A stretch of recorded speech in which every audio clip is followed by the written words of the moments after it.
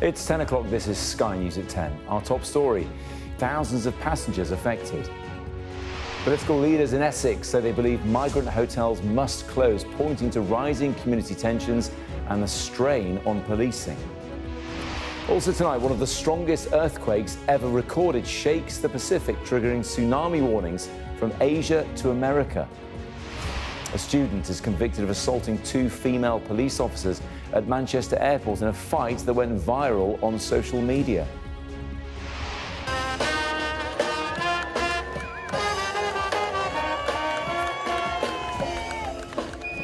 Farewell to the Prince of Darkness. Thousands line the streets of Birmingham to say goodbye to Ozzy Osborne. Plus, we speak to cricketer Joe Root on the eve of England's series decider with India, which they'll have to win without their injured captain, Ben Stokes. Obviously, he's a huge part of this team, leader, all-rounder, fresh off the back of a 5 for 100. Of course, it's going to be a blow to anyone. And we'll take a first look at tomorrow's front pages in our press preview from 10:30 right through until midnight.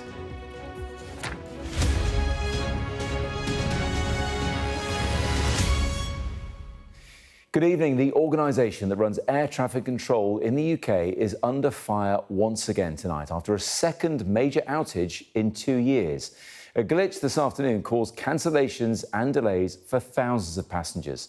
Air traffic controllers NATS said tonight it was a radar issue that was quickly resolved. And while the disruption hasn't matched that of 2023, when 700,000 people were affected, there are calls for an investigation and even calls for the NATS boss to resign.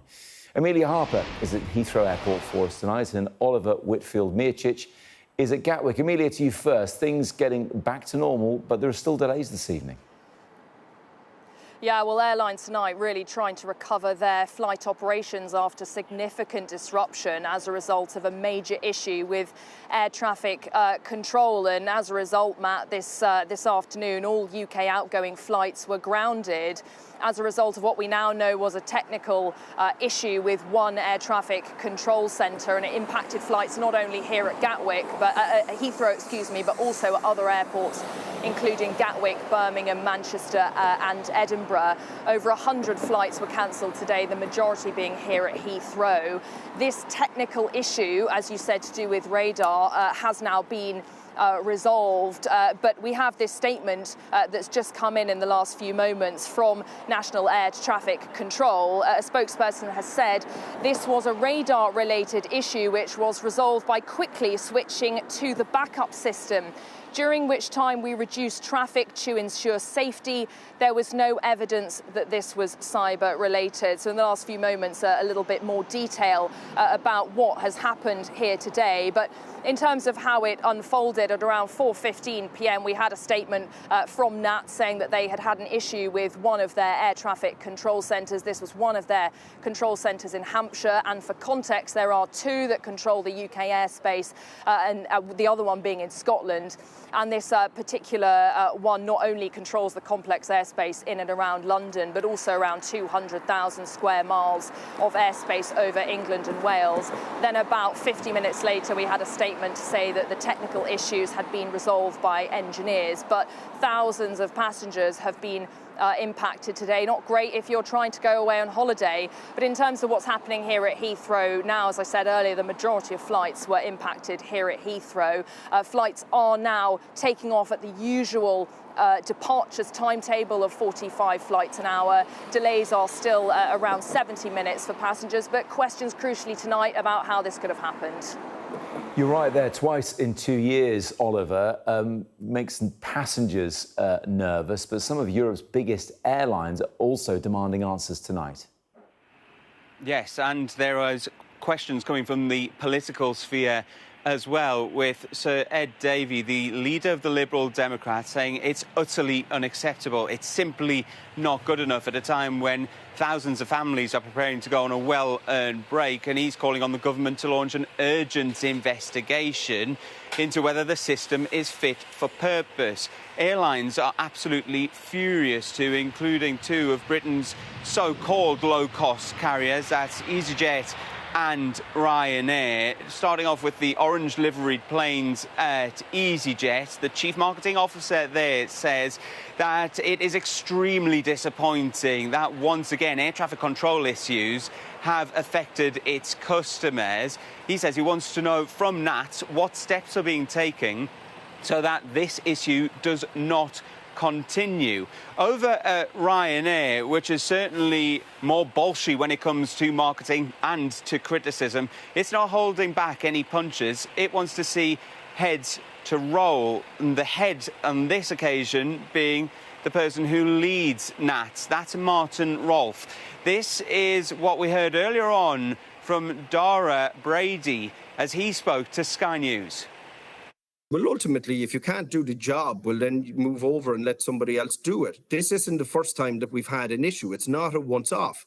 We've had repeated patterns, even going back to the end of May, where we had delays due to short staff. We have it today where we've got 8 diversions now, and we're over 1,500 passengers have to be reaccommodated, plans disrupted, and all of this could be avoidable. The infrastructure needs investment, and if Martin isn't going to do the job and fix it, well, then he should move over and let somebody else do it, frankly. It's not acceptable that airlines like Ryanair and others are having now to divert flights into other countries on the back of a system technical failure.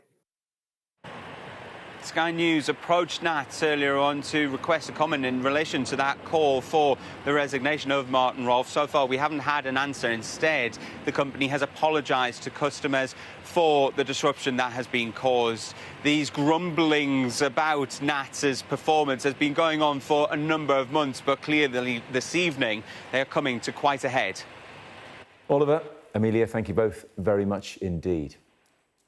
Political leaders in Essex are demanding an urgent meeting with the Home Secretary over a hotel being used to house asylum seekers. They say the Bell Hotel in Epping is putting a strain on police and causing tension in the community, and that tension is being felt in towns across the country. Sky's home editor Jason Farrell joins me now.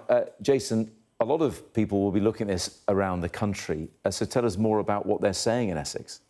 Well, what they're saying is following all these protests, which were sparked by an asylum seeker being charged of sexual assault, there were about 2,000 people who protested in 4 separate protests, about 23 arrests, 8 police officers have been injured, 1 hospitalised with a bottle in the face, and they're basically saying this is unacceptable, that the public disorder is unacceptable. But also, they're saying that residents now are deeply concerned. They said the level of violence is alarming, they say, and the Bell Hotel should be a priority for urgent closure. Now, the problem, of course, is the Home Secretary is going to look at this and say, well, what sort of signal would that send out to people who are protesting peacefully around the country? And I've been going to a number of protests, particularly in Altrincham, and there are huge divisions, but it hasn't sparked in the same way it has in Essex. But there is, as one councillor in my report describes, a simmering tension. In Altrincham, near Manchester, 2 opposing groups have gathered to shout at each other across the A56. It's Sunday, 5 p.m. Much of the nation is united, watching the Lionesses in the Euro finals. Yet here is a dual carriageway of division, and it has formed in front of what has become a beacon for unrest, a hotel housing asylum seekers. Say it loud, say it clear, we don't want illegals here. Say it loud and say it clear. Refugees are welcome here. The people on the other side of the road are shouting racist, far right. Explain why you're not one of those things.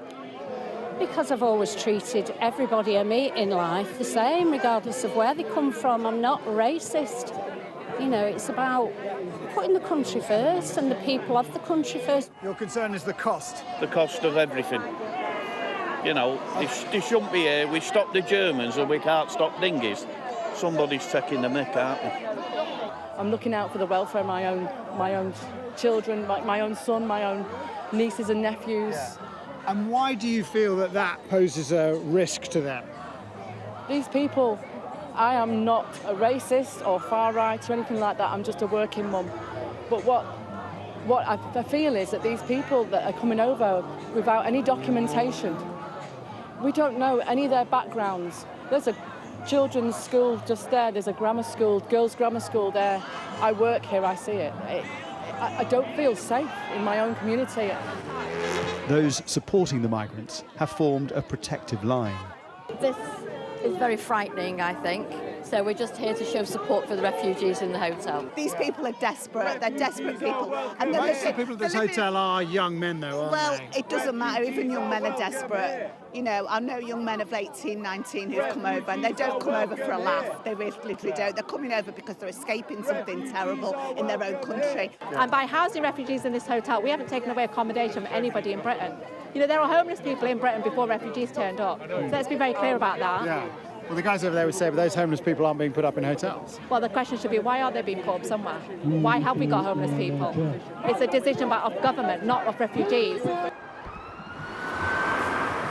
Sky News was in Altrincham in November when residents first called a meeting having discovered the hotel was going to be used to house migrants. 300 guys from a country which we know did not value women. Yeah. I'm sorry, but that's the hard... No, I'm sorry. We can't lock people up who haven't committed any crimes. When is the end? The councillor who called the meeting says residents' concerns remain. But what I have noticed recently is an unease across the town. So I've contacted the police to try and get a meeting with the police to say, look, there is a simmering issue here. Migrants' voices are rarely heard in this debate. Hotel security advised them not to talk to us. But those I spoke to were a mix of new arrivals and some who'd been here months, all with stories of instability and threat that caused them to leave their homelands. But many are also anxious about the reception they've been getting here.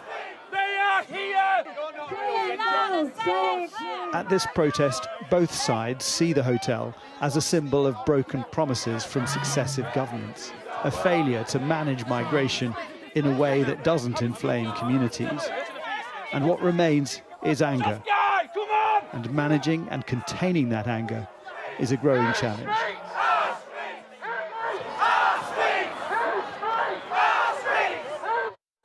Jess, you can see the frustrations on both sides are not specific to any one place. This is happening in various places. But coming back to Essex and what those political leaders want there, has there been any response from the Home Office? Well, they certainly haven't said they're going to shut down the hotel and stop using it for asylum seekers. They have said that the number of hotels being used has reduced since its height in 2023, when there were about 400, to less than 210. That said, if you look at the figures, actually, the number of people in hotels has slightly gone up since Labour came to power. We've seen the number of boats arriving as well has also gone up. They have managed to increase deportations, so they're up, and they've deported around about 35,000 people since they came to power.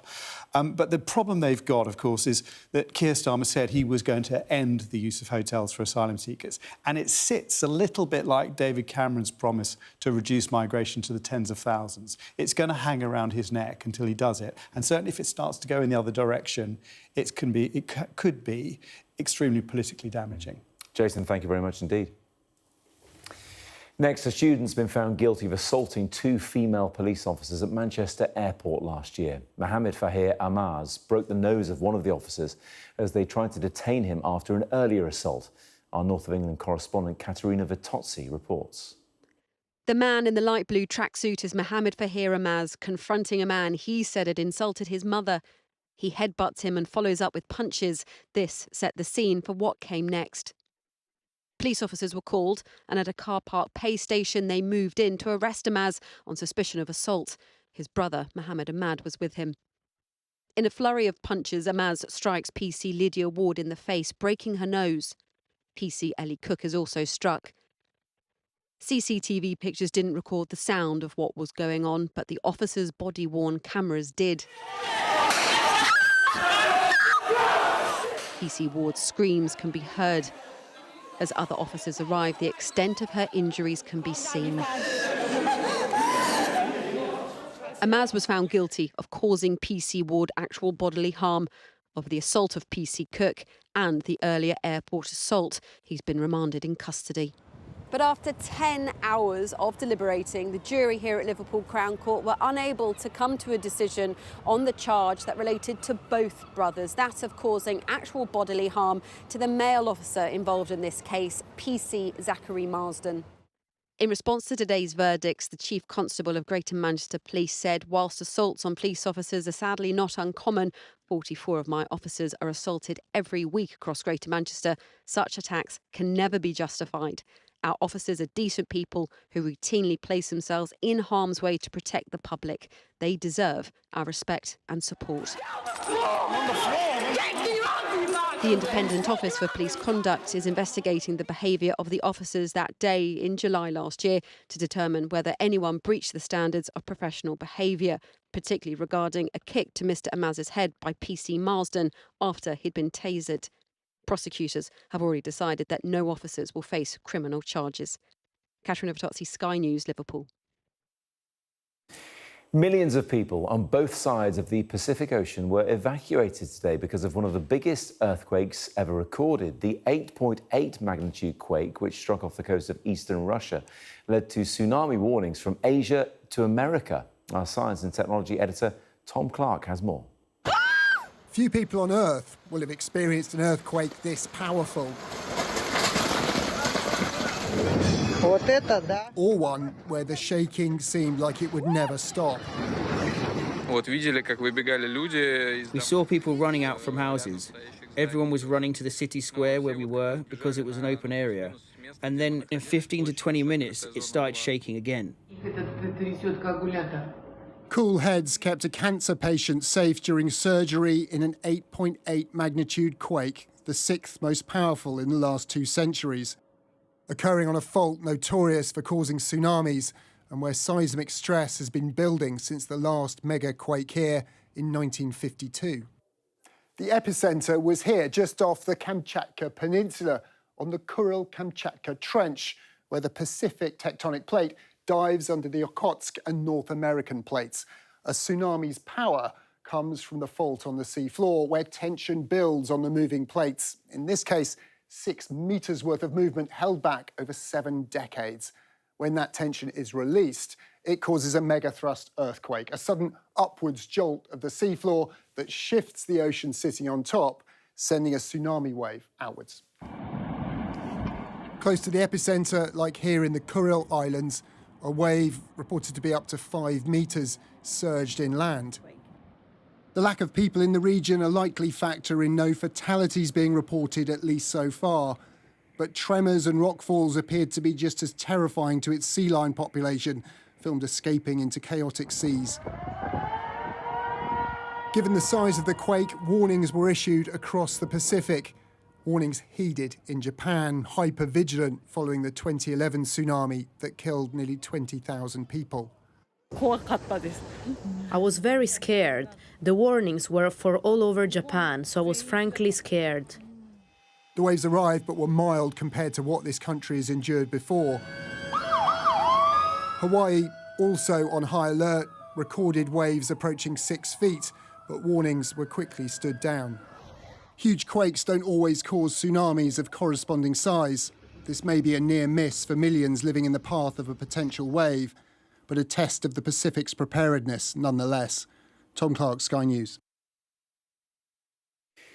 Hospital officials in Gaza say at least 48 people were killed and dozens injured while waiting for food today. President Trump's special envoy, Steve Witkoff, is once again being dispatched to Israel as part of an effort to end the war and free the remaining hostages. It comes after Keir Starmer announced the UK's plan to recognise a Palestinian state, putting him at odds with Washington and angering Israelis. Our correspondent Sally Lockwood reports now from Jerusalem. This is a new and unprecedented reality for Israelis, a sense they're losing support from traditional allies, while still living in fear after October the 7th. And here in Jerusalem, Keir Starmer's involvement is deeply unwelcome. I think that the British have interfered in the Middle East for far too much and far too long. It's not real what you see on the information. So the images we're seeing on television coming out of Gaza aren't real, is that what you're saying? Well, yes. We give him a food, clothes, everything they need, and they're still killing us, and we give him things they need. But Israel is also killing a lot of Palestinians as well. It's not true. Well, key allies think otherwise. So appalled by the harrowing images from Gaza, the UK government will recognise Palestinian statehood if the war doesn't stop. Former Prime Minister Ehud Olmert understands this decision by the British, but says it's complex and won't make any difference. There is one person in the entire world which has the power to force it on Netanyahu, and this is Donald J. Trump. What he needs to do is to summon Bibi to the Oval Office and to say to him, Netanyahu, game is over. Enough is enough. Just a short drive from Jerusalem, the occupied West Bank is physically divided by this wall. That, along with Gaza and East Jerusalem, has long been envisioned as part of a future Palestinian state. But the current Israeli government outright rejects the idea of a two-state solution and has said Keir Starmer's announcement rewards terrorism. The reality is this move by the UK government doesn't change anything in the West Bank, it doesn't change anything in Gaza, and it doesn't stop the war. Some say strategically this has been really badly handled by the UK, that this was the wrong timing and they should have pushed for a ceasefire first. Hostage families are furious, saying the UK's conditions disincentivise Hamas from ending the war. If there is no ceasefire, there will be a state of Palestine, and the state of Palestine will continue to be at war with the state of Israel. The logic in this document is entirely faulty, and it's got all the feel of something being rushed out to placate whoever has been shouting loudest. Donald Trump's envoy is returning to Israel for the first time in 3 months and is due to visit Gaza. This comes as we receive reports of hospitals overrun with casualties, killed and hurt at aid sites. The question is what Trump's envoy will report back to Washington after seeing Gaza firsthand. Sally Lockwood, Sky News, Jerusalem. Well, breaking news. In the past few moments, Mark Carney, the Canadian Prime Minister, has said the country intends to recognise the state of Palestine at the 80th session of the United Nations General Assembly in September. Not dissimilar to Prime Minister Keir Starmer, he says Canada's intention is predicated on reforms. Let's hear more from him now. For the reasons I cited earlier, Canada intends to recognise the state of Palestine at the 80th session of the United Nations General Assembly in September 2025. This intention is predicated on the Palestinian Authority's commitment to much-needed reform, including commitments by the Palestinian Authority's President Abbas to fundamentally reform its government, to hold general elections in 2026 in which Hamas can play no part, and to demilitarize the Palestinian state. Canada will increase its efforts in supporting strong democratic governance in Palestine and the contributions of its people to a more peaceful and hopeful future. I spoke today with President Abbas at length to reaffirm his commitments. Canada reiterates that Hamas must immediately release all hostages taken in the horrific terrorist attack of October 7th, that Hamas must disarm, and that Hamas must play no role in the future governance of Palestine. Canada will always steadfastly support Israel's existence as an independent state in the Middle East, living in peace and security. Canada's Prime Minister Mark Carney outlining his country's intention to recognise the state of Palestine with conditions not dissimilar to Keir Starmer's position. Birmingham said an emotional farewell to Ozzy Osborne today. Thousands of people lined the streets as his funeral procession made its way through the city and stopped at the Black Sabbath Bridge. There, his family wiped away tears as they viewed the tributes that have been piling up since he died last week. Our arts and entertainment correspondent Katie Spencer has more.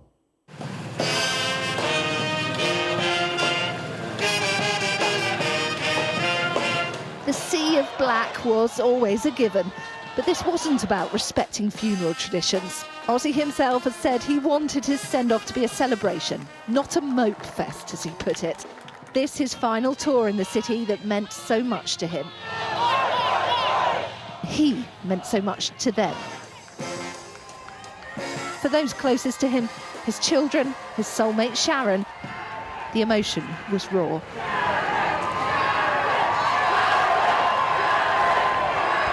For his wife, who spent her career organising his shows, this has to have been the hardest.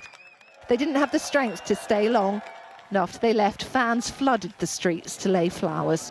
It makes me really proud to be a Brummie because we've showed up for the Prince of Darkness, celebrated his life. In 2009, I think, we had a lot of injured soldiers, and he came to the hospital to visit those injured soldiers. And it was very, very kind of him. Graham Wright, a road manager for Black Sabbath throughout the 70s, had been back with the band for their last ever show 17 days before the frontman's death. I was at rehearsals with them before the Villa Park show for 3 weeks. And then, you know, they brought Ozzy in and he didn't look well. He was definitely going to do the show, and he did it, and he actually did brilliant.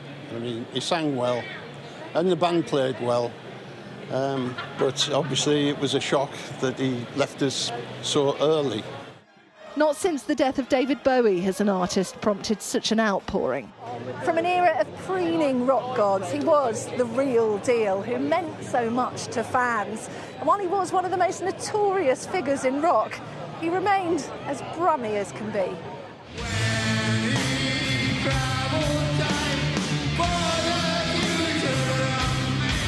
Heavy metal was born out of England's industrial cities. As the industry declined, this place found its voice. Ozzy never forgot his working-class roots. This was his family home. In his teenage years, Ozzy carved his name and a potential band name into the wall outside. The brick below, it says Dark Void. Fans from around the world have sent letters to his family here. This one's from Germany. I think that's the class, quite nice card. While he moved to the other side of the world, this place was in his heart. When the Aston Villa, the gig happened there, really the last one, he actually came down this road just to look at his house for the final time. As rock's wild man, the Prince of Darkness in many ways spent his life raging against the dying of the light. A character whose personality burnt so bright, for fans the loss has felt almost personal. Katie Spencer, Sky News in Birmingham. 2 British boys have drowned while on holiday in Spain. The brothers, aged just 11 and 13, were swimming off Salou on Spain's northeastern coast. Catalan police have told Sky News that the boy's father was rescued alive. The co-founder of Palestine Action has won the right to challenge the government's banning of the group under anti-terrorism laws. The group was proscribed as a terror organisation after 2 Voyager planes were damaged at RAF Brize Norton in June. Nigel Farage is under investigation by the Parliamentary Standards Watchdog over a potential breach of the MP's Code of Conduct. The Reform UK leader is being investigated over a possible break of Rule 5, which relates to registration of an interest. England cricketer Joe Root has told Sky News the team's results mean more to him than individual records as the side looks to seal a series win against India. Root moved into second place in the all-time leading run scorers list last week, and he'll be hoping to score again big at the Oval. But England will have to do it without their captain and talisman, Ben Stokes, who is out through injury. Joe Root's been speaking to Sky's Mark Austin about the impact Stokes' absence could have. Obviously, he's a huge part of this team, leader, all-rounder, fresh off the back of a 5 for 100. Of course, it's going to be a blow to anyone losing someone with that amount of input into the team. Also, the way that he leads from the front is exceptional. But we've got good depth within our squad, good players to come in, and it's an opportunity for them to showcase what they're about and their abilities on this level. You're ticking off the milestones. In the last test, you passed Callis, Ponting, Dravid. There you go. Number 2 on the list is Joe Root as he goes past the great Ricky Ponting. How big a moment was that for you? I think a bigger moment for me was putting a big score on the board and contributing to the team, really. I mean, that's what you pride yourself on as a player, right? Is impacting games and trying to make big scores that either set games up or get you across the line. And as soon as you start thinking about yourself, you're not doing your job properly in my eyes. You're part of a team. You have to work with the guy at the other end. And just finally, the Lionesses. I know you were a big supporter of women's cricket. What do you make of what they've done? I know you've got a daughter, Isabella, isn't it? How old is she? She's 5. So what does it mean, do you think, for women's sport, for girls' sport? I think it's been incredible what they've been able to achieve. The consistency over the last, what is it now, 6 years or so, constantly competing and getting to finals. But this time round, all of the big moments within those games, when it got tight, they raised the game and they managed to get across the line. And incredible to see them go and achieve that. And I really hope they enjoy everything that comes off the back of it. And do you think it's important as an inspiration for young girls in this country? Yeah, and like you say, what they've achieved in football is hopefully gives rubs off on other sports as well, and hopefully that confidence can carry over across, and and it can be infectious through the different sports that we have, and we can hopefully enjoy that as a nation and reap the rewards of it. Joe, thank you very Cheers. much indeed. Really Thank you. Thank you. That was Sky News at 10. Coming up, we'll take a first look at tomorrow's papers in the press preview. Tonight, I'm joined here by Liverpool Echo's political editor Liam Thorpe and the former Conservative Special Advisor Anita Boateng. Among the stories that we'll all be talking about, this on the front page of The Telegraph. Its headline, Heathrow chaos to bring days of delays. We'll be right back.